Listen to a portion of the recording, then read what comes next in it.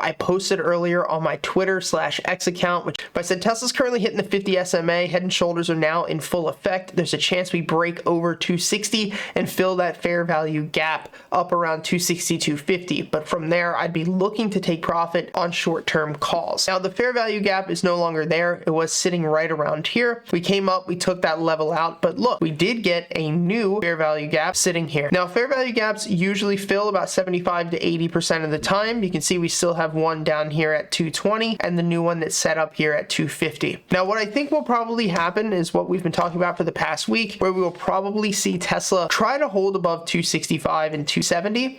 But I do believe from there, what we'll probably see is this rejection around 270 back down to 2, and ultimately head and shoulders pattern has been playing out for the past couple of weeks, and today we did actually confirm it. It's important to note that not all patterns will reject or play out to absolute perfection. Normally, we will have a push up, which causes this left shoulder, a pull back down to a fixed support level, a push up to higher highs, which pulls back down to that fixed support level, followed by a subsequent equal high of this left shoulder for the right shoulder, which will pull its way back down most of the time to that fixed support level, in our case $240, and from there the subsequent move down to $212. There is a chance, however, that we actually push all the way up to 271 because the right shoulder doesn't have to perfectly reject here. It could look like this. All a head and shoulders pattern is showing you is that we don't have a strong conviction to the upside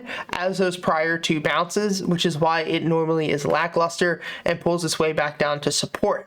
Now, once this support level of 240 is fully given up, if that occurs, which I hope it doesn't, I'm a long-term shareholder. I have 400 shares down at 202.50, but I do think that there's a pretty high chance that we could see 240 in the coming weeks and months and probably end up filling this fair value gap down to 214 and seeing lows down around 212, worst case scenario.